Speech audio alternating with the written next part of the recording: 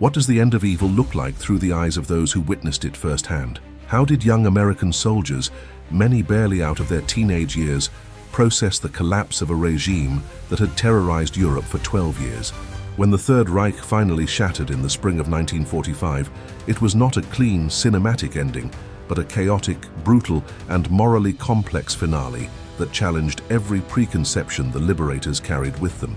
The fall of Nazi Germany represented one of the 20th century's defining moments, the destruction of a totalitarian state that had plunged the world into its most destructive war and perpetrated history's most systematic genocide. Yet the story of this collapse, as experienced by the American soldiers who fought their way across the Rhine and into the heart of Germany, remains less familiar than it should be. These young men from farms, factories, and small towns across America found themselves thrust into a surreal landscape of destruction, confronting horrors they had never imagined and complexities for which their training had not prepared them. This is the story of Germany's final collapse, as seen through American eyes, the eyes of infantry soldiers trudging through destroyed cities, of tank crews rolling past columns of desperate refugees, of young officers grappling with unprecedented challenges of occupation and reconstruction. It is a story told not from strategic headquarters or diplomatic conferences, but from the ground level, where the Third Reich's death throes played out in scenes of devastation, liberation, and moral reckoning that would haunt the witnesses for the rest of their lives. The spring of 1945 brought American forces face to face with the full reality of Nazi Germany's collapse. What they discovered challenged their understanding of warfare, tested their humanity, and forced them to confront questions about civilization, barbarity, and the depths to which human societies could descend. This is their story, raw, complex, and essential to understanding not just how World War II ended, but what that ending meant to those who experienced it directly. By early 1945, Nazi Germany stood on the brink of total destruction. The Wehrmacht, once the most formidable military machine in Europe, was being crushed between converging Allied armies. In the east, the Red Army had driven German forces back across Poland and was preparing to assault Berlin itself. In the west, American, British, and Canadian forces had recovered from the shock of the Battle of the Bulge and were poised to cross the Rhine River, Germany's last major natural barrier. The Third Reich's defeat was no longer in question. Only the timeline and final cost remained uncertain. The American soldiers preparing to invade Germany in early 1945 represented a military force vastly different from the Green troops who had landed in North Africa in 1942, or even those who had stormed Normandy's beaches in June 1944. These were veterans, hardened by campaigns across France and the Low Countries, experienced in combat, and confident in their abilities. They belonged to divisions with proud records: the 1st Infantry Division, the Big Red One, the 82nd and 101st Airborne, the 2nd and 3rd Armored Divisions, and dozens of other units that had fought their way across Western Europe. Yet for all their combat experience, these soldiers were entering unfamiliar territory in multiple senses. Previous campaigns had been fought as liberators, freeing France, Belgium, and Holland from German occupation.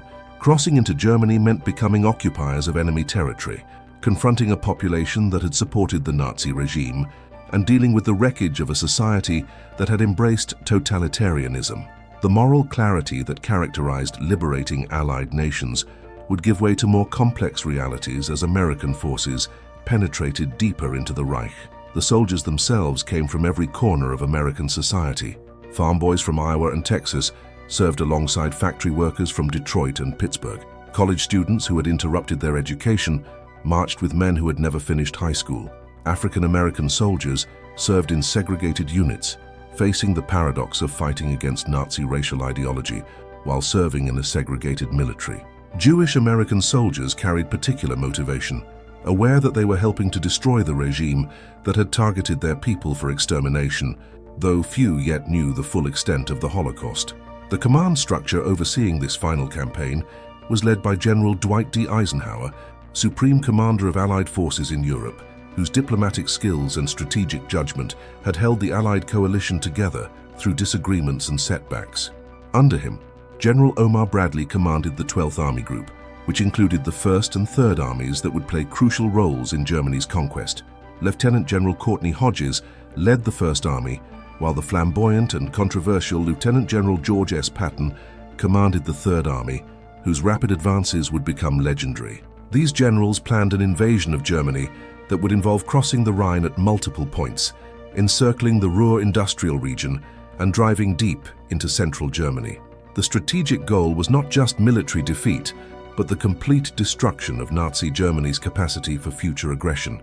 This meant not only defeating German armies, but also occupying the entire country, dismantling its war industries, and beginning the process of denazification and reconstruction. The Rhine crossing represented a significant psychological as well as military threshold. The river had protected Germanic territories since Roman times. Hitler had remilitarized the Rhineland in 1936 in defiance of the Versailles Treaty, marking an early step in Nazi expansion. Now, crossing the Rhine meant penetrating into Germany proper, into the heart of the Nazi state. American soldiers understood that they were participating in a historic moment, bringing war to the nation that had started it, closing the circle that had begun with Germany's invasion of Poland in September 1939. The German forces facing the Americans in early 1945 were shadows of the Wehrmacht that had conquered most of Europe. Casualties on the Eastern Front had bled the German military of experienced soldiers and effective units. Equipment losses had mounted to unsustainable levels. The Luftwaffe, once dominant, had been driven from the skies by Allied air superiority, yet the Germans still possessed formidable defensive capabilities. They fought on their own soil, defending their homeland. Veteran units remained dangerous. The Hitler Youth and Volkssturm militias, while poorly trained and equipped, added numbers to German defenses. Most importantly, Nazi propaganda had convinced many Germans that defeat meant annihilation, encouraging desperate resistance. American intelligence officers briefed troops on what to expect: a fanatical enemy fighting for survival, cities fortified for defense, possible use of chemical weapons, and a population that might wage partisan warfare after the armies collapsed. Some of these fears proved exaggerated, but the uncertainty added tension to an already dangerous situation. The soldiers crossing into Germany knew they faced an enemy with nothing left to lose, fighting in familiar terrain with the desperation of the doomed. The weather in early 1945 remained cold and wet, typical of late winter in Central Europe. Soldiers dealt with mud, rain, and occasional snow while maintaining equipment, moving supplies, and preparing for combat. The physical conditions of the campaign, sleeping in foxholes, marching for miles with heavy equipment, eating cold rations, tested endurance and morale. Yet American logistics, vastly superior to German capabilities, ensured that troops remained supplied with ammunition, food, and fuel, even as they advanced deep into enemy territory. The home front in America followed the campaign closely. By 1945, virtually every American family had someone in uniform. Casualty lists published in newspapers brought the war's costs home to communities across the nation. The approaching victory in Europe carried mixed emotions: relief that the war was nearing its end, but also grief for those who had not survived to see it. American soldiers in Germany carried this weight, knowing that their actions were being watched by a nation that had sacrificed for years to reach this moment. The relationship between American forces and their British and Canadian allies had evolved over years of fighting together. While genuine cooperation existed, tensions also surfaced over strategy, resources, and glory. British Field Marshal Bernard Montgomery commanded 21st Army Group, which included Canadian forces and operated on the northern flank of the advance into Germany. Montgomery's methodical approach contrasted with Patton's aggressive style, leading to rivalry that sometimes complicated operations. American soldiers generally felt they were bearing the primary burden of the fighting and deserved primary credit for victory, a perception that British soldiers disputed. The political context of early 1945 added complexity to military operations. Allied leaders were already thinking about post-war Europe and the division of occupied territory. The Yalta Conference in February had established occupation zones and begun planning for Germany's future. American soldiers knew little of these political considerations, but they would shape the campaign's conduct and determine where American forces stopped their advance, allowing Soviet forces to capture Berlin and eastern Germany. The experience of crossing the Rhine in March 1945 remained etched in veterans' memories for decades afterward. The actual crossings occurred at multiple points along the river, each with its own character and challenges. The 9th Armored Division's seizure of the Ludendorff Bridge at Remagen on March 7th provided an unexpected opportunity. American forces rushed across before German demolition efforts could destroy the structure, establishing a bridgehead on the eastern bank that threatened to unhinge German defenses. For the soldiers who crossed at Remagen, the experience combined exhilaration with terror. German artillery pounded the bridge, trying to destroy it and prevent reinforcements from crossing. American engineers worked frantically to remove demolition charges and repair damage while infantry and armor streamed across under fire. The bridge's capture represented a stroke of fortune that shortened the war, but for those who crossed under bombardment, it was a harrowing experience that cost lives even in victory. Lieutenant Karl Timmermann, who led the first soldiers across the bridge, described the crossing as the longest 100 yards of his life. His men advanced, expecting the bridge to explode beneath them at any moment. German machine gun fire raked the structure. Shells burst around them. Yet they kept moving, reaching the far side and securing positions that allowed follow-on forces to expand the bridgehead. For this action, Timmermann received the Distinguished Service Cross, but the memory of that crossing haunted him for the rest of his life. Other crossings were more methodical, but no less dangerous. Patton's Third Army crossed the Rhine near Oppenheim on the night of March 22-23, achieving tactical surprise that minimized initial casualties. Engineers launched assault boats into the dark river, while artillery provided covering fire. Infantry paddled across, established positions on the far bank, then held against counterattacks, while engineers constructed pontoon bridges for vehicles and heavy equipment. The professionalism and coordination required for such operations demonstrated how far the American military had evolved since the tentative first engagements in North Africa. Private First Class James Pemberton, an infantryman with the 5th Infantry Division, remembered his Rhine crossing as a confused nighttime operation where everything happened too fast to be properly afraid. His boat was hit by machine gun fire midway across, wounding several men and forcing the survivors to paddle harder to reach the far bank. Once across, they scrambled up the muddy embankment and ran for cover, only to find themselves in a German minefield. The next hours were spent carefully probing forward, locating mines, and securing enough ground to allow engineers to begin bridge construction. By dawn, Pemberton's company had suffered 30% casualties, but they held their positions. The advance into Germany proper revealed landscapes of destruction that shocked even combat-hardened soldiers. Allied strategic bombing had devastated German cities. Industrial centers like the Ruhr, transportation hubs like Frankfurt and Cologne, and historic cities like Nuremberg lay in ruins. American soldiers advancing through these urban wastelands found themselves in nightmarish environments where entire city blocks had been reduced to rubble, where the few surviving buildings stood as hollow shells, and where the civilian population lived in cellars and ruins like rats in a destroyed warren. Sergeant Robert Rasmus, a tank commander with the 3rd Armored Division, described entering Cologne as one of the most surreal experiences of his life. The cathedral somehow still stood amid the ruins, its spires rising above the devastation like a monument to human persistence. But the rest of the city was effectively dead. Barely a building remained intact. Rubble blocked streets, forcing tanks to navigate carefully through the debris. Civilians emerged from cellars looking like ghosts, pale, malnourished, defeated. German soldiers who had been defending the city melted away, many simply removing their uniforms and disappearing into the civilian population. The scale of destruction in German cities exceeded anything most American soldiers had imagined. They had seen combat damage in French and Belgian towns, but nothing compared to the wholesale devastation that strategic bombing had inflicted on Germany. In cities like Hamburg, Dresden, and Berlin, firestorms had created devastation, measured in square miles. The human cost was staggering. Hundreds of thousands of German civilians had died in bombing raids. American soldiers walking through these ruins confronted the reality that total war meant civilian suffering on unprecedented scales. Corporal Frederick Barnes, an infantry squad leader from Oregon, wrote home describing the destruction of German cities as something from the apocalypse. He had expected to feel satisfaction seeing German cities destroyed, given what Germany had done to Europe. Instead, he felt mostly horror and pity. The civilians digging through rubble, searching for possessions or buried family members, looked utterly defeated. Children wandered homeless. Old people sat on piles of bricks that had been their homes, staring at nothing.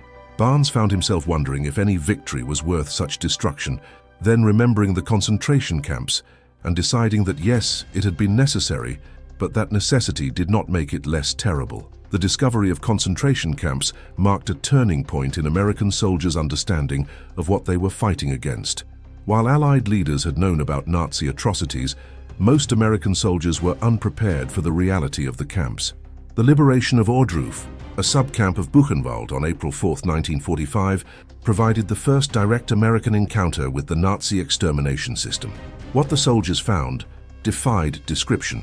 Emaciated corpses stacked like cordwood, starving survivors barely alive, evidence of systematic murder and torture that shocked even veterans who thought they had seen everything war could offer. General Eisenhower, visiting Ohrdruf shortly after its liberation, insisted that the camp be documented thoroughly and that as many soldiers as possible view the evidence. He understood that what had been discovered needed to be witnessed and recorded, both to ensure justice for the perpetrators and to prevent future denial of Nazi crimes. Eisenhower ordered photographers to document everything, insisted that German civilians from nearby towns be forced to tour the camps, and arranged for congressional delegations and journalists to visit. The evidence could not be allowed to fade or be dismissed as propaganda. Private First Class William Scott, part of the unit that liberated Ohrdruf, tried years later to describe what he witnessed, but found words inadequate. The smell alone, death, disease, and human waste, assaulted the senses from hundreds of yards away. The sight of survivors, skeletal figures barely recognizable as human, challenged comprehension. The realization of what had been done systematically, deliberately as a matter of policy, this knowledge transformed abstract understanding of Nazi evil into visceral certainty. Scott and his fellow soldiers found themselves weeping, vomiting, and struggling to maintain composure in the face of horrors they had never imagined. The liberation of larger camps like Buchenwald on April 11th and Dachau on April 29th repeated and amplified these experiences. At Buchenwald, American forces found 21,000 prisoners, many near death. At Dachau, the 42nd and 45th Infantry Divisions discovered 32,000 prisoners in conditions of unimaginable horror. In both cases, American soldiers' rage at what they found led to summary executions of SS guards, acts that violated military law but reflected the soldiers' moral outrage at the atrocities they had discovered. Lieutenant William Cowling, who entered Dachau shortly after its liberation, described a scene from hell. Boxcars filled with corpses sat on railway sidings. The crematorium still contained remains. Living prisoners, if they could be called that, wandered the camp in a daze or lay too weak to move. The SS guards who had not fled tried to surrender, but many were shot on sight by soldiers who had lost all capacity for mercy in the face of such evil. Cowling made no effort to stop his men, understanding that normal rules had ceased to apply in this place. The psychological impact of these discoveries on American soldiers was profound. Many had enlisted or been drafted, thinking they were fighting a conventional war against a military enemy. The concentration camps revealed that they had been fighting something far worse, a regime that had systematized murder and created an industrial infrastructure for genocide. This knowledge transformed the war's meaning, providing retroactive justification for every sacrifice and hardship. Whatever moral ambiguities might exist in warfare generally, the concentration camps erased any doubt about the justice of the Allied cause. The documentation of concentration camp atrocities became an obsession for many American soldiers and officers. They understood intuitively that the evidence needed preservation, that future generations might doubt or deny what had happened. Photographers and cameramen documented everything: the living skeletons, the corpses, the gas chambers, the crematoria, the piles of belongings taken from victims. Written reports detailed what had been found. Survivors were interviewed and their testimonies recorded. German civilians were forced to witness the camps and acknowledge what had been done in their name. Technical Sergeant Arland Musser, a military photographer, spent weeks documenting concentration camps. The work was emotionally devastating. He photographed things he could barely look at: corpses in various stages of decomposition, survivors who looked more dead than alive, evidence of medical experiments and torture. Musser forced himself to do thorough work, knowing that his photographs would serve as evidence in war crimes trials and as historical documentation. Years later, he described the assignment as both the most important and most traumatic work of his career. The interrogation of SS guards and camp administrators provided additional evidence of the systematic nature of Nazi crimes. These men, when captured, often tried to minimize their roles or claim they had only been following orders. American interrogators, many themselves Jewish refugees who spoke German fluently, extracted confessions and gathered evidence methodically. The bureaucratic records that the Nazis had maintained, detailed logs of arrivals, deaths and killings, provided documentary proof that complemented testimony and physical evidence. As American forces drove deeper into Germany during April 1945, they encountered a society in advanced stages of collapse. The Nazi state's authority was disintegrating. German armies, though still fighting in places, were fragmenting. Millions of people were on the move. Refugees fleeing the Red Army from the east, displaced persons from across Europe trying to return home, German civilians abandoning cities for the countryside, concentration camp survivors searching for food and shelter. American soldiers found themselves not just fighting a military campaign, but navigating a humanitarian catastrophe of unprecedented scale. The refugees presented American commanders with enormous challenges. Masses of displaced persons clogged roads that American forces needed for military operations.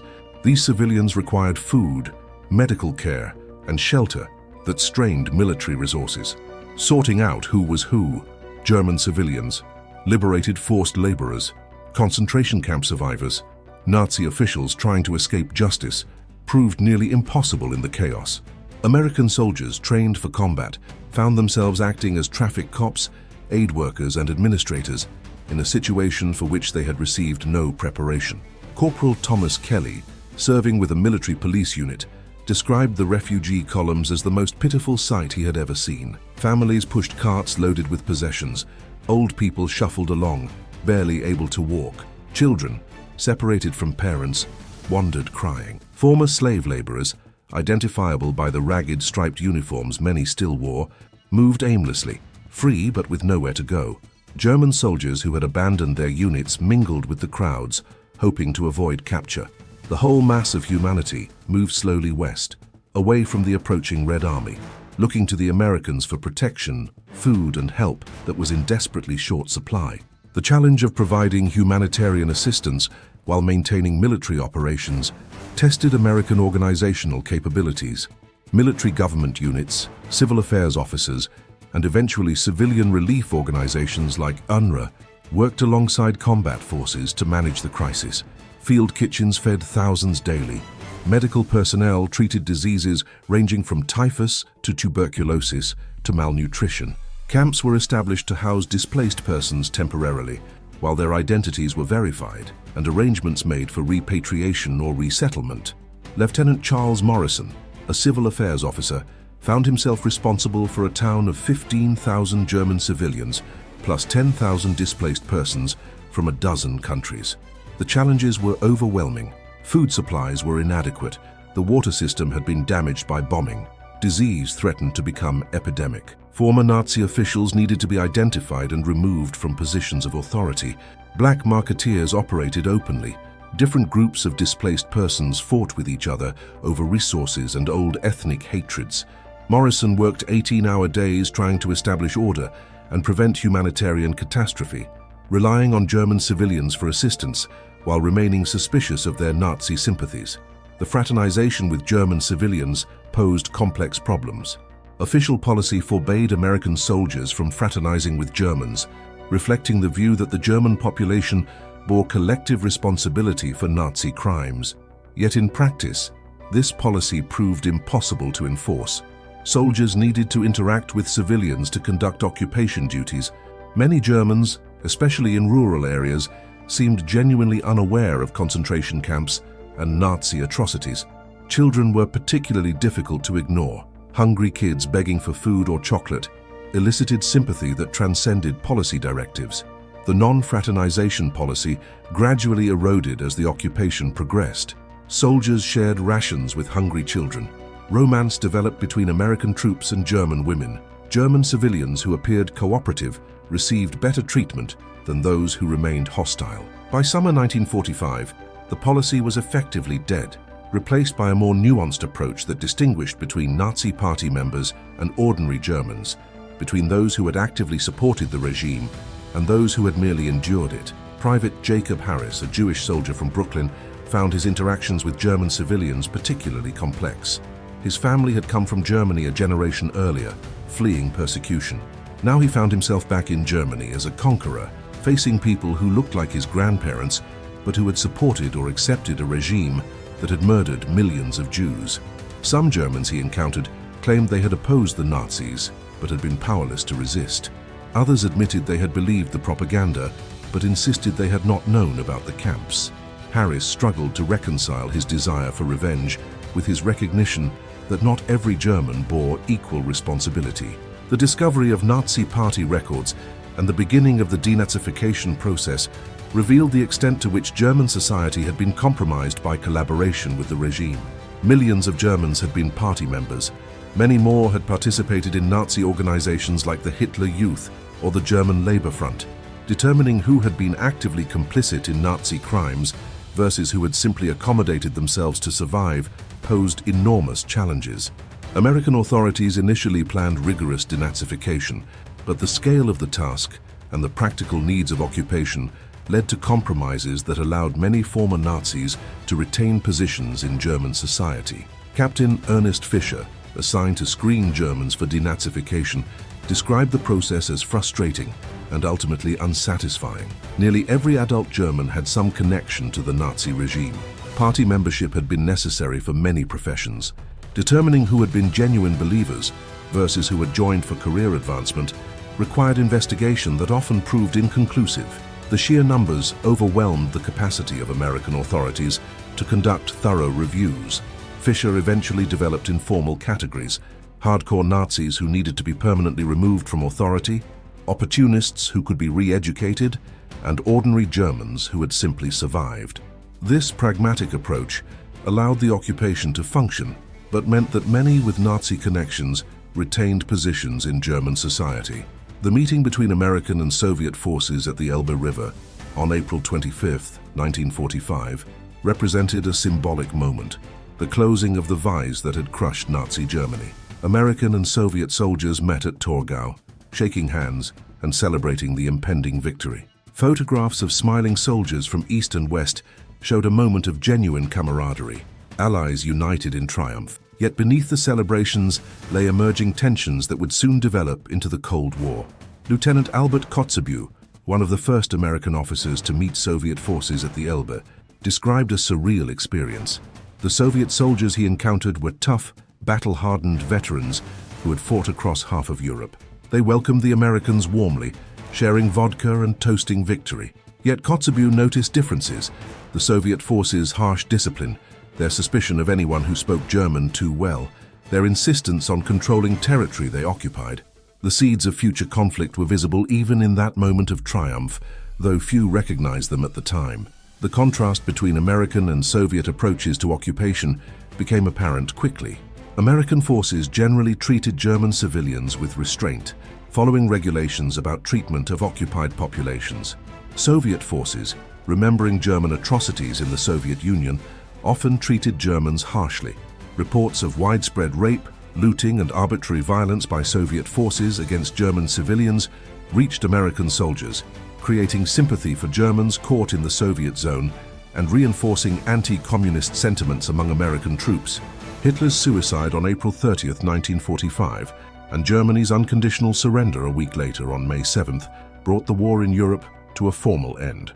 For American soldiers who had fought across France, Belgium, and Germany, the end brought mixed emotions. Relief that the fighting was over mingled with exhaustion and grief for comrades who had not survived to see victory. The celebrations were genuine but muted. Soldiers knew that the war in the Pacific continued and that many would be redeployed to fight Japan. Private Donald Jenkins remembered VE Day as anticlimactic. His unit had fought through the Hurtgen forest, survived the Battle of the Bulge, crossed the Rhine, and liberated a concentration camp. By the time of Germany's surrender, he was simply exhausted. The celebration consisted of extra beer rations and a day without duty. Jenkins and his buddies sat around talking about going home, but they knew that orders would likely send them to the Pacific. The victory felt incomplete. Hitler was dead and Germany defeated, but the war continued and comrades had died who would never see peace. The immediate aftermath of surrender brought new challenges. Millions of German soldiers needed to be processed as prisoners of war. Displaced persons required care and repatriation. The occupation had to be organized and administered. American soldiers found themselves transitioning from combat roles to occupation duties for which they had little training or inclination.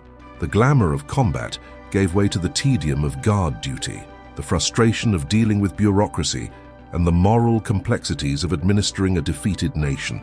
The processing of German POWs revealed the Wehrmacht's diversity. Among the prisoners were teenagers conscripted in the war's final months, middle-aged family men who had tried to avoid combat assignments, and hardened veterans of multiple campaigns. Some prisoners seemed relieved that their war was over. Others remained defiant, insisting that Germany had been betrayed rather than defeated. The SS prisoners stood out. Many remained unrepentant Nazis who expressed no remorse for their crimes. Staff Sergeant Paul Anderson, supervising a POW processing center, found the work disturbing. He had expected German prisoners to be monsters, given what he had seen at concentration camps. Instead, many seemed like ordinary men, farmers, shopkeepers, factory workers who had been conscripted and had fought because refusal meant execution. This ordinariness disturbed Anderson more than outright evil would have.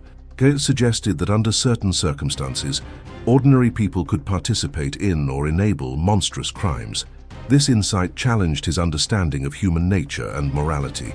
The war crimes trials process began even before the war ended. American investigators documented Nazi atrocities, collected evidence, and identified perpetrators. The discovery of concentration camps had created public demand for justice.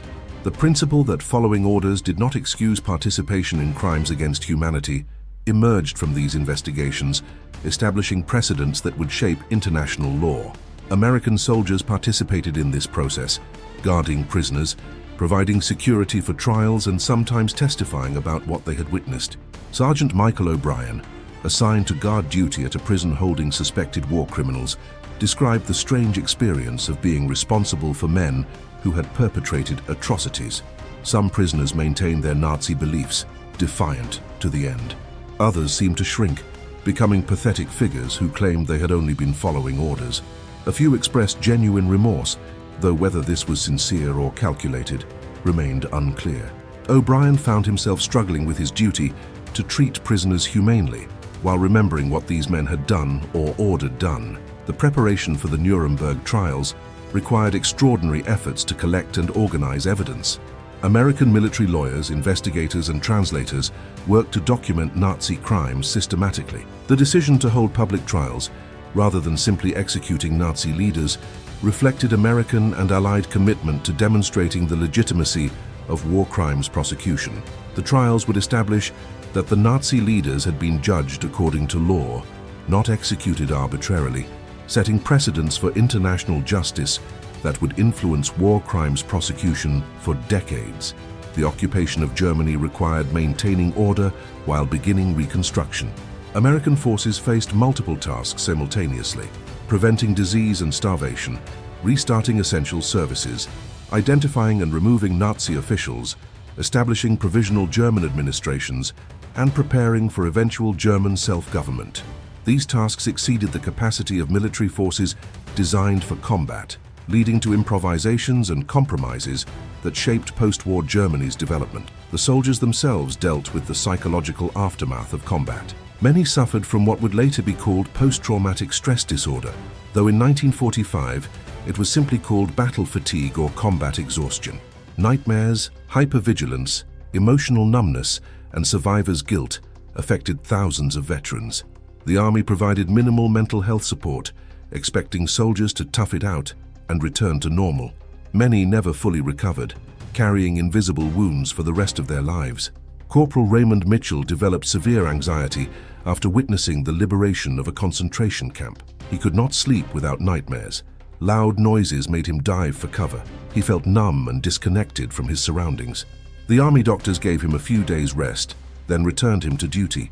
Mitchell struggled through the remaining months of his service, self-medicating with alcohol and trying to appear normal. Only decades later, when PTSD became recognized, did he receive proper treatment for trauma that had haunted him for years. The discovery that some American prisoners of war had been murdered by German forces in violation of the Geneva Conventions fueled anger and demands for justice. The Malmedy massacre during the Battle of the Bulge, where SS troops had murdered American prisoners, became a symbol of German atrocities. American soldiers who learned of such incidents felt their rage justified, reinforcing the sense that they had been fighting against genuine evil rather than merely a military opponent. The education and cultural programs established for German populations represented ambitious attempts to reshape German society. American authorities believed that exposure to democracy, objective history, and cultural diversity could prevent future totalitarianism. Libraries were opened with carefully selected books. Radio stations broadcast programming designed to promote democratic values. Cultural exchanges brought German civilians into contact with American arts and ideas. These programs reflected optimism that Germany could be transformed through education and exposure to alternative values. The transition from combat to occupation forced American soldiers to develop new skills and perspectives. Combat operations required clear objectives and decisive action. Occupation demanded patience, cultural sensitivity, and the ability to work with populations that ranged from cooperative to hostile. Soldiers accustomed to viewing Germans as enemies had to learn to distinguish between Nazi officials who needed to be removed from power and ordinary Germans who needed to be enlisted in reconstruction efforts. The U.S. military government, known as OMGUS, Office of Military Government, United States, developed policies to guide occupation forces. These policies emphasized denazification, demilitarization, democratization, and decentralization, the 4 Ds that shaped American occupation strategy. Implementing these principles at ground level fell to soldiers whose training had focused on combat, not governance. The learning curve was steep, and mistakes were frequent, but gradually a functioning occupation regime emerged. Denazification proved particularly complex. Initial policies called for removing all Nazi party members from positions of authority and influence. But when this policy was applied rigorously, it threatened to paralyze German society. Skilled administrators, teachers, engineers, and professionals had often joined the party because party membership was necessary for career advancement. Removing all of them would have made reconstruction impossible. American authorities gradually adopted a more pragmatic approach, focusing on major offenders while allowing lesser party members to retain positions if they could demonstrate competence and a genuine break with Nazi ideology. Captain Robert Jackson, assigned to help administer a German city, described the frustrations of denazification.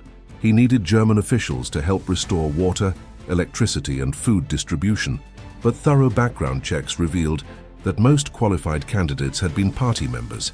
His superiors insisted on strict denazification, but the practical realities of feeding and housing the population required compromises.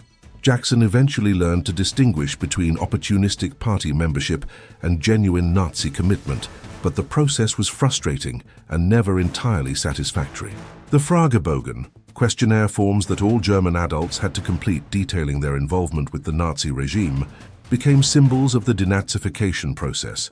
These forms asked detailed questions about party membership, organizational affiliations, and activities during the Nazi period. Processing millions of these forms overwhelmed American administrative capacity. Many Germans lied on the forms, minimizing their involvement or omitting incriminating information. The verification process was slow and often ineffective. The Fragebogen became objects of both German resentment and American frustration. The care of displaced persons evolved into one of occupation's major challenges. Millions of people from across Europe had been brought to Germany as slave laborers or concentration camp prisoners.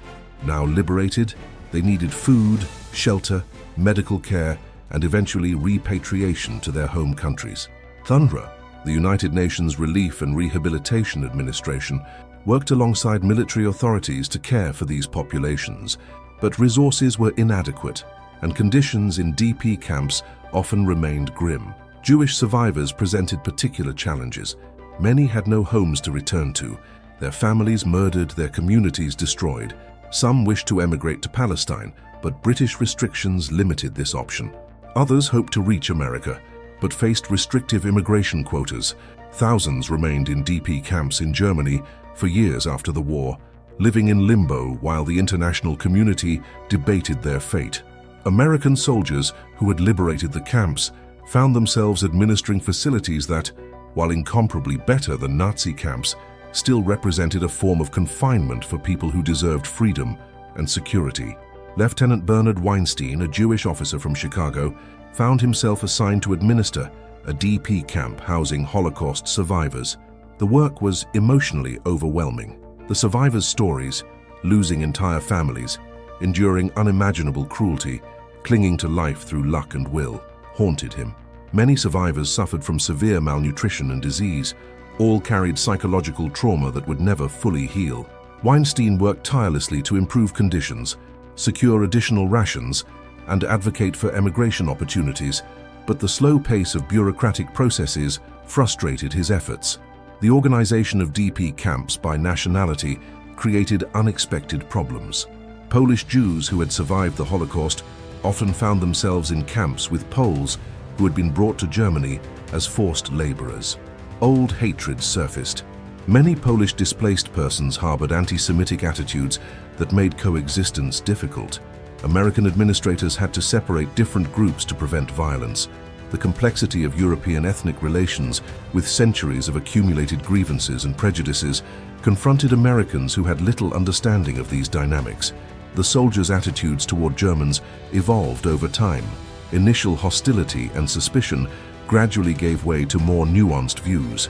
Soldiers encountered Germans who had opposed the Nazis, who had hidden Jews or helped resistance movements, who had simply tried to survive. Rural Germans seemed less complicit than city dwellers. Older Germans appeared more sympathetic than those who had enthusiastically supported Hitler. The children, particularly, evoked sympathy. They had not chosen to be born into Nazi Germany, yet they suffered from its defeat. The black market that flourished in occupied Germany created moral dilemmas. Soldiers had access to goods, cigarettes, chocolate, coffee, that desperate Germans would trade almost anything to obtain. Some soldiers engaged in black market activities, trading military supplies for art, jewelry, or sexual favors. Official policy strictly prohibited such activities, but enforcement was difficult and corruption was widespread. The black market reflected the moral ambiguities of occupation, soldiers enriching themselves from a defeated population's desperation while supposedly rebuilding a democratic society. Private Anthony Romano described the black market as an open secret. Everyone knew it existed. Everyone knew soldiers participated. His own tent mates regularly traded cigarettes for watches, cameras, and other valuables. Some claimed they were just helping desperate people feed their families. Others made no pretense. They were getting what they could while the opportunity existed.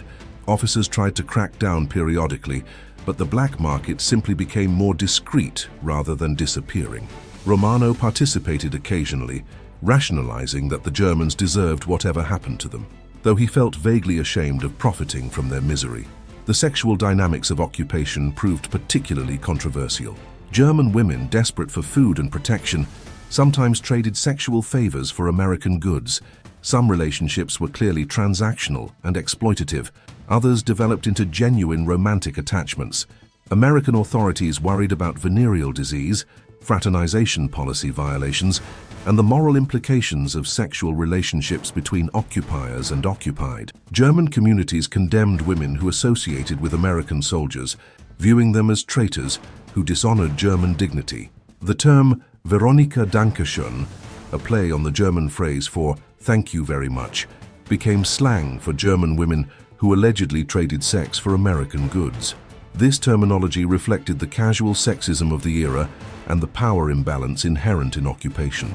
Yet behind the crude jokes were real relationships, some exploitative, some mutually beneficial, some genuinely affectionate. American soldiers married German women despite regulations discouraging such unions. These marriages created personal connections that complicated simple narratives of occupier versus occupied. The realization that many American soldiers would remain in Germany indefinitely rather than returning home quickly caused morale problems. The war had ended, but the occupation continued.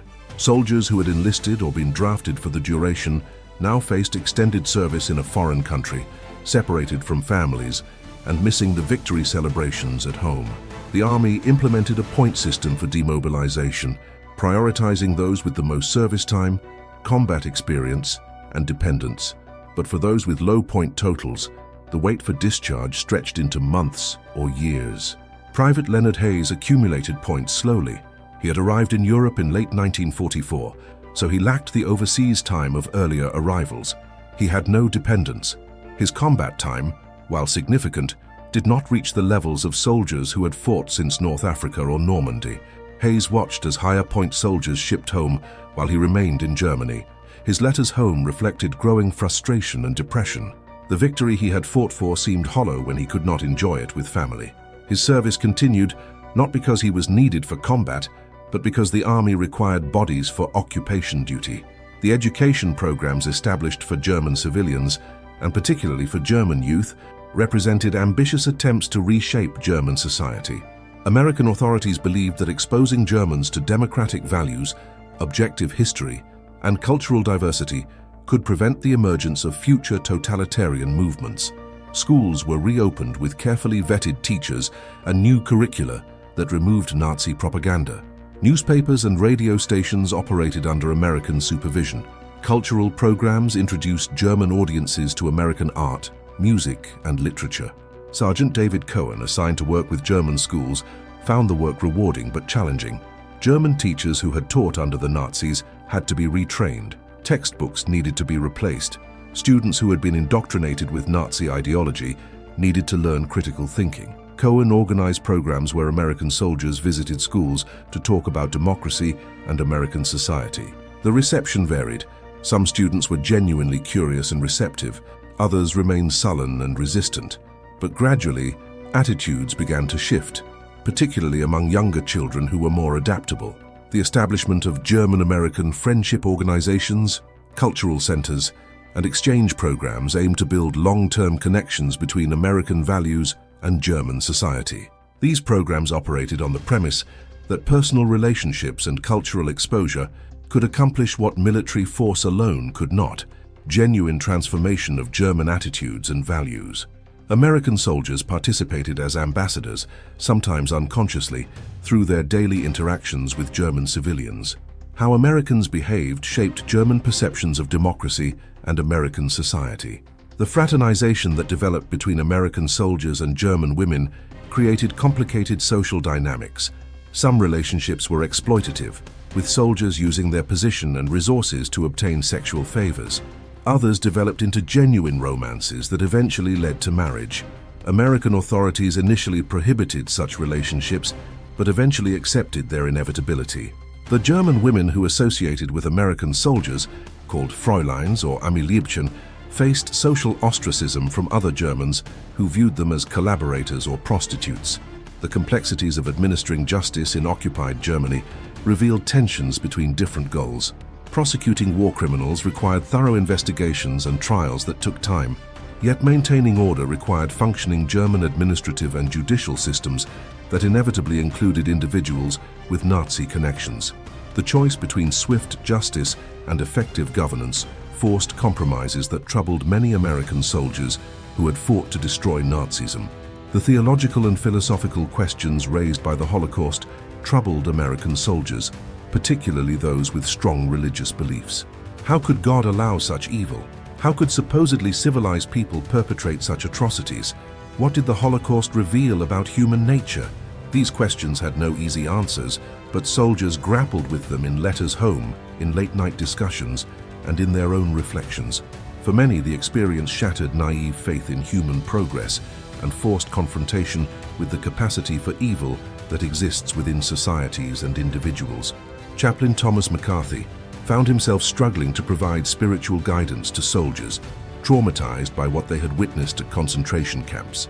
Traditional religious answers, God's plan, human free will, the existence of evil, seemed inadequate in the face of systematic genocide.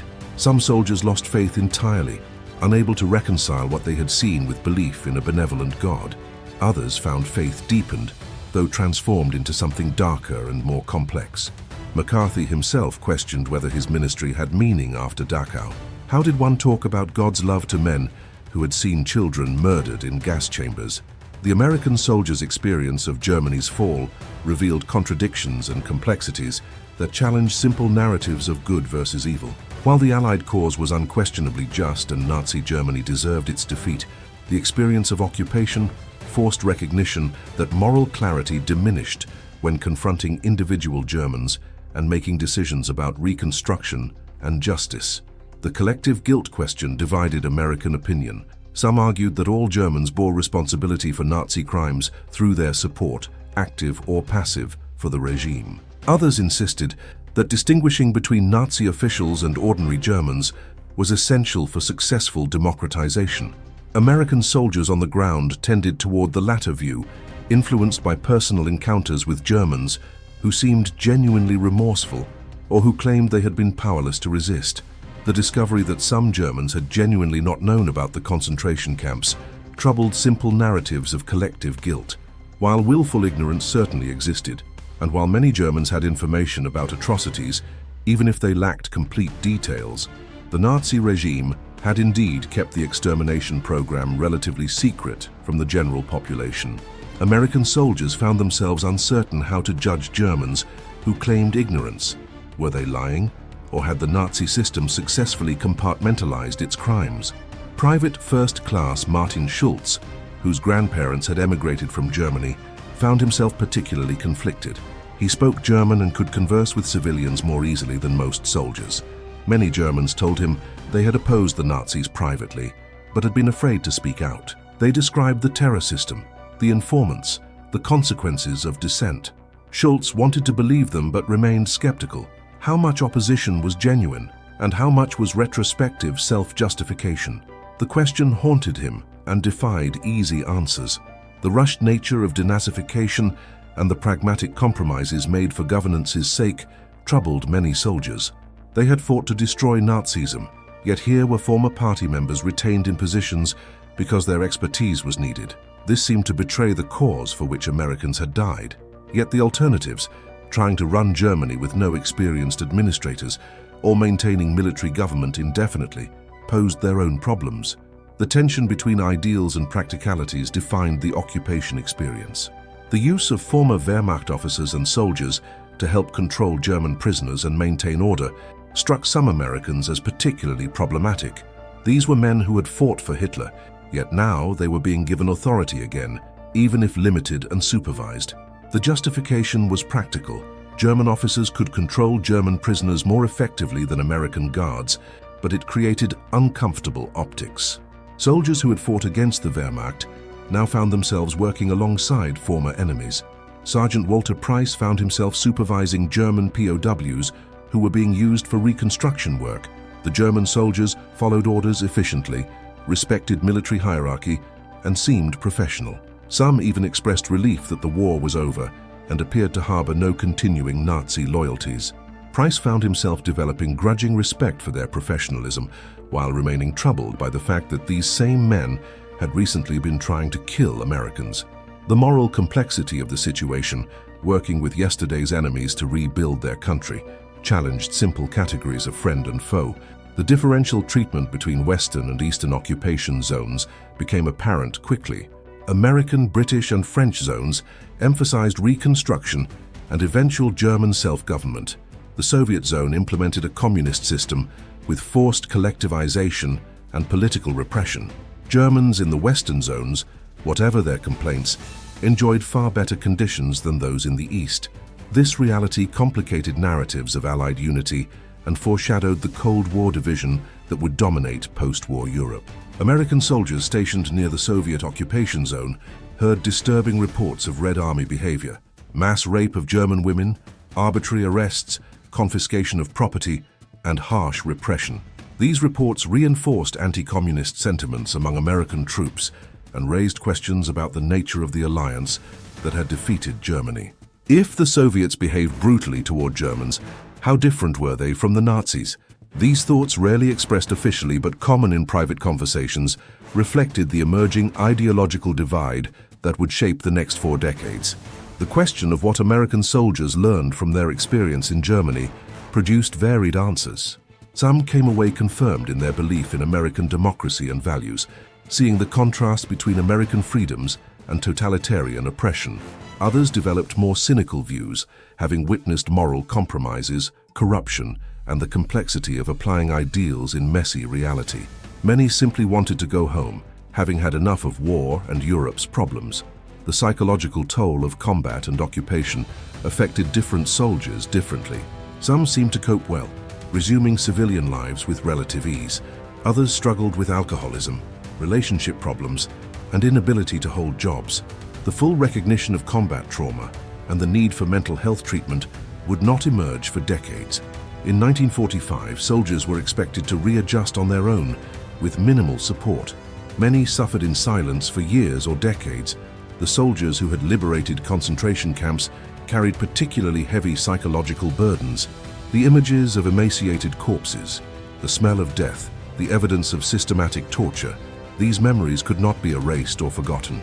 Many liberators found they could not discuss what they had witnessed, even with family members. The experiences were too horrible to describe, and they feared that people who had not been there could not understand. Only decades later, as historians began collecting testimonies, did many camp liberators finally speak publicly about what they had seen. Master Sergeant Matthew Kozak, who had helped liberate Buchenwald, spent 50 years unable to talk about the experience. When he finally agreed to be interviewed for a historical project in the 1990s, he broke down repeatedly while describing what he had witnessed. The intervening decades had not diminished the horror or the emotional impact. If anything, time had made the memories more disturbing as he reflected on how human beings could perpetrate such evil against other human beings. The question of whether the experience of defeating Nazi Germany and liberating the camps gave American soldiers a sense of moral purpose and meaning produced mixed responses. Many veterans did indeed feel that their service had been meaningful, that they had participated in a genuinely necessary war against genuine evil. The concentration camps provided definitive evidence that the war had been just. Yet this sense of moral clarity did not erase the war's costs or answer questions about individual suffering and loss.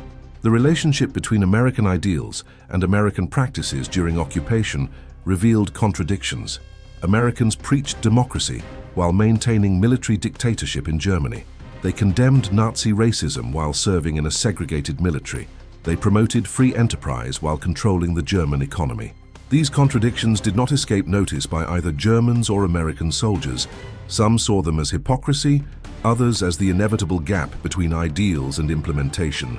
The contradictions reflected the difficulty of applying abstract principles in complex historical circumstances. The presence of African American soldiers in Germany created interesting dynamics. Many German civilians had never seen black people before and reacted with curiosity rather than hostility. Some African American soldiers found that Germans treated them with more respect than they had experienced in America. This irony, being treated better in Nazi Germany than in their own country, was not lost on black soldiers. Yet the US military maintained segregation throughout the occupation, undermining American claims to be teaching democracy. Private James Wilson, an African American soldier from Mississippi, found the contrast between fighting against Nazi racism while serving in a segregated army painfully ironic. He had risked his life to defeat a regime built on racial ideology, yet he could not eat in the same mess halls or sleep in the same barracks as white soldiers. German civilians sometimes treated him with more dignity than American officers did. Wilson returned to America, determined to fight for civil rights, seeing a connection between the struggle against Nazism abroad and the struggle against racism at home. The long-term impact of the American occupation on German society and development proved substantial. The Western Zone's emphasis on economic recovery, democratic institutions, and integration into Western institutions shaped West Germany's post-war trajectory. The soldiers who served in Germany during 1945-1946 participated, often unknowingly, in laying foundations for Germany's democratic transformation. Their day-to-day work, helping restore services, interacting with German civilians, demonstrating American values through behavior, contributed to changing German attitudes and institutions. The Marshall Plan, announced in 1947, transformed occupation policy from punishment to reconstruction. American soldiers witnessed this shift, seeing investment replace reparations, partnership replace control. The decision to rebuild Germany as a bulwark against Soviet expansion reflected Cold War calculations, but it also demonstrated American capacity for magnanimity toward former enemies. Soldiers who had fought Germans now worked to help them rebuild, a transformation that reflected American pragmatism and generosity. The fall of the Third Reich through the eyes of American soldiers who witnessed it was neither clean nor simple. It was a story of military triumph marred by the discovery of atrocities that defied comprehension. It was a liberation that became an occupation, requiring soldiers trained for combat to navigate moral complexities for which they were unprepared. It was a victory that brought relief and grief in equal measure. Relief that the fighting had ended, grief for those who had not survived to see peace. The young Americans who crossed the Rhine in March 1945 and fought their way into Germany's heart encountered realities that challenged everything they thought they knew about civilization and human nature. They saw cities reduced to rubble by years of bombing.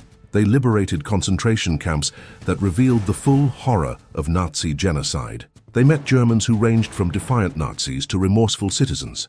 They watched a society collapse and had to help rebuild it from ruins. These soldiers carried memories of Germany 1945 for the rest of their lives. Some memories brought pride, the satisfaction of defeating a genuinely evil regime, the joy of liberating prisoners, the contribution to rebuilding a democratic society. Other memories brought pain, comrades lost in the war's final battles, the images of concentration camp victims, the moral compromises of occupation. All of these memories shaped who these veterans became and how they understood their place in history. The experience of Germany's fall transformed not just individual soldiers but American society. The veterans who returned home brought with them knowledge of the Holocaust that changed how Americans understood evil and moral responsibility. They brought appreciation for American democracy, having seen the consequences of totalitarianism. They brought skepticism about human perfectibility, having witnessed the depths to which civilized societies could descend. These lessons shaped post-war America in ways both obvious and subtle. The photographs and film footage that documented Germany's fall preserved evidence that would prove essential for historical memory and justice. American soldiers who photographed concentration camps, documented destroyed cities, and recorded German surrender created visual records that authenticated what had happened. These images made denial impossible and provided evidence for war crimes prosecutions. The soldiers who took these photographs performed an essential service to history, even as they struggled to process what their lenses captured. The oral histories collected from veterans decades after the war revealed the lasting impact of their experiences. Men in their 70s and 80s, interviewed about events from their youth, remembered details with startling clarity. The face of a German child begging for chocolate, the smell of death at a concentration camp, the moment when news of surrender reached their unit. These memories had been carried for a lifetime, shaping the veterans' worldviews and passing lessons to subsequent generations.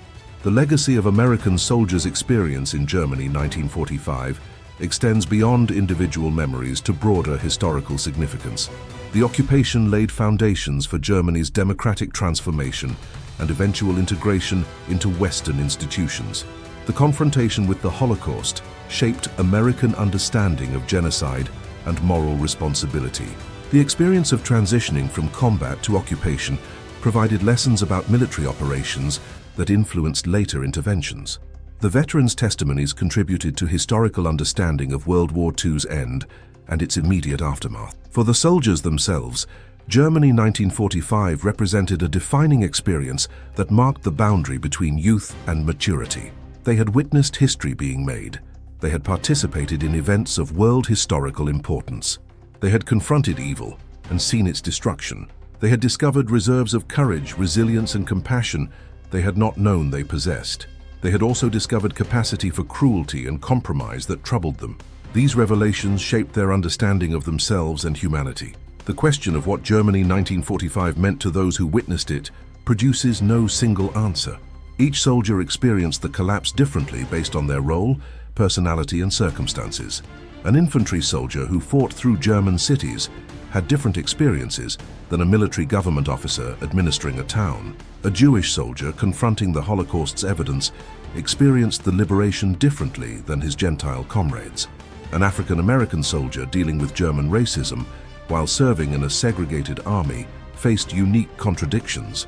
Yet certain themes emerge consistently from veterans' accounts: the shock of the concentration camps, the complexity of interacting with Germans, the relief and grief of victory, the difficulty of transitioning from combat to occupation, the sense of participating in something historically significant, the psychological weight of memories that could never be entirely processed or understood.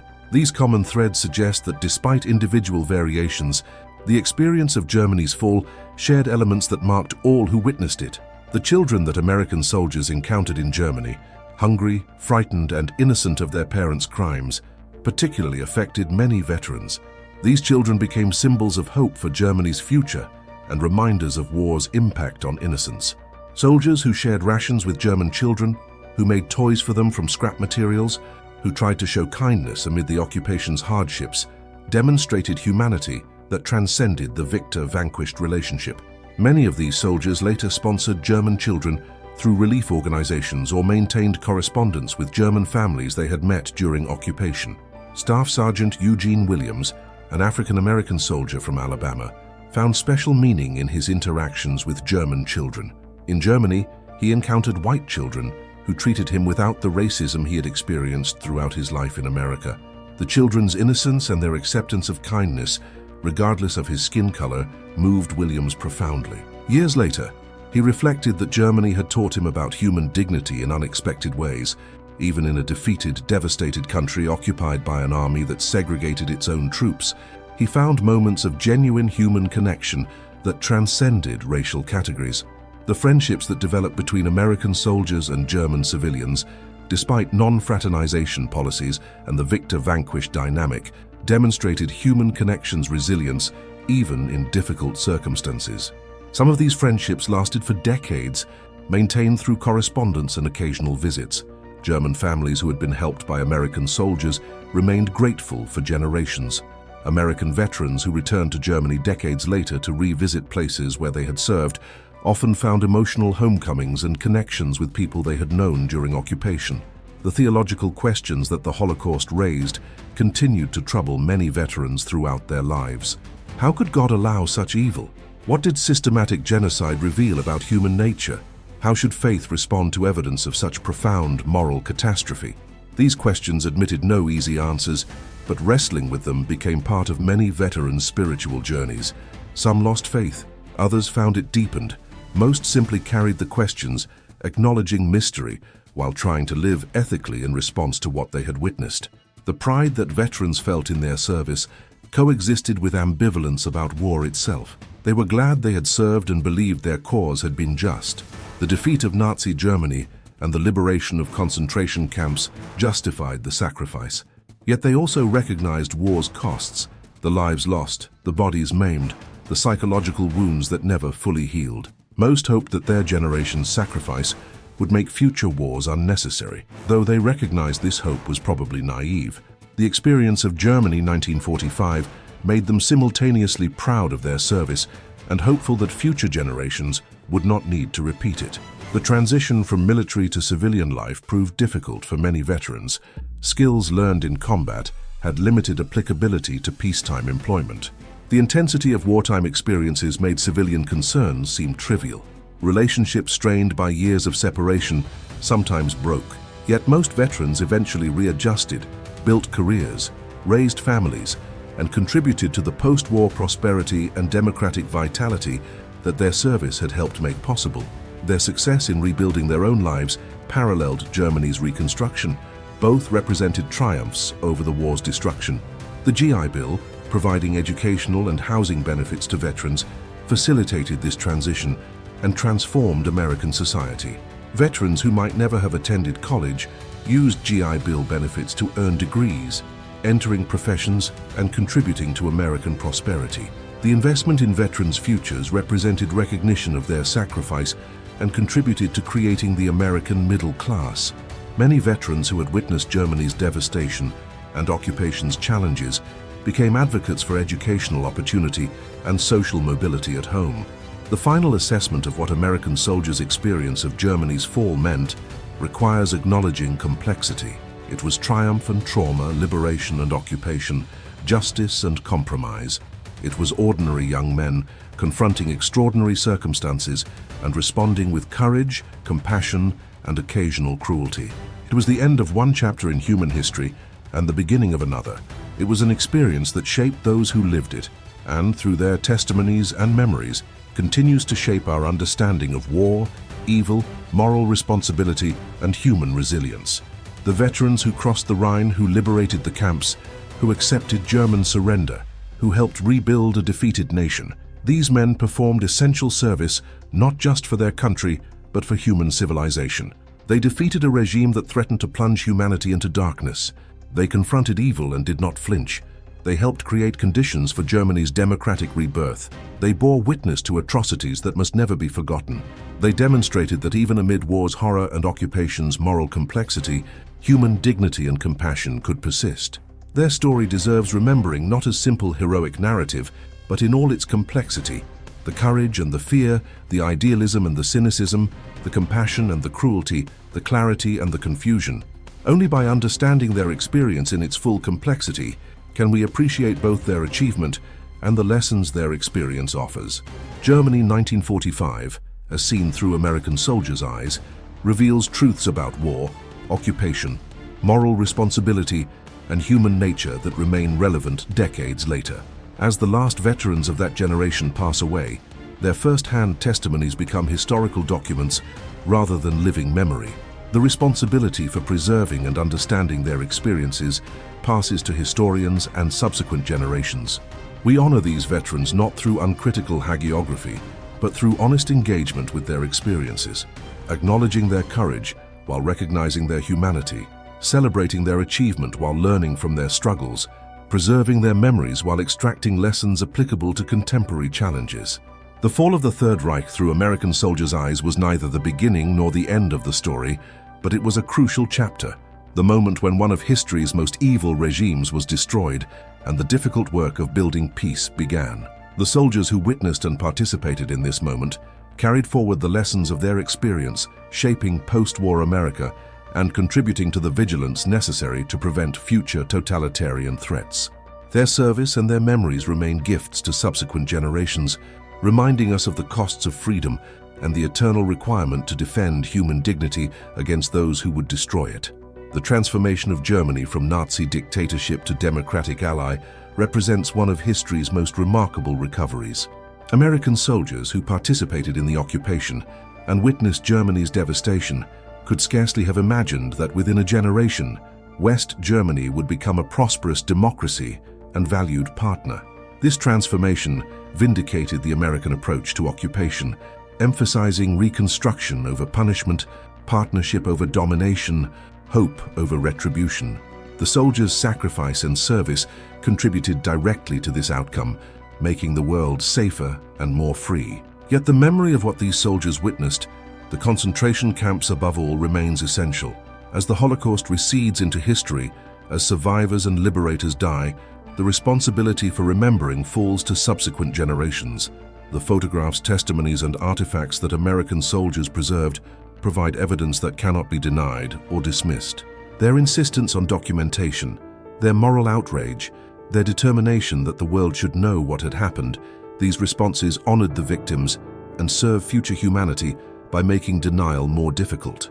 The story of Germany, 1945, through American soldiers' eyes, is ultimately a story about confronting evil, about the complexity of occupation, about the possibility of redemption, and about the enduring importance of human dignity.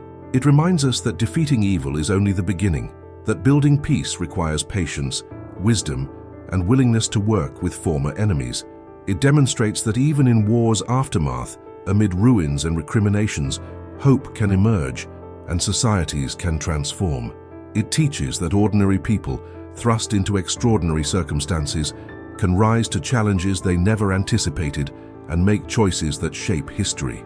These lessons, carried by a generation of American soldiers who witnessed Germany's fall, pass to their children and grandchildren, shaping American approaches to subsequent conflicts and occupations. Not all of these lessons were heeded.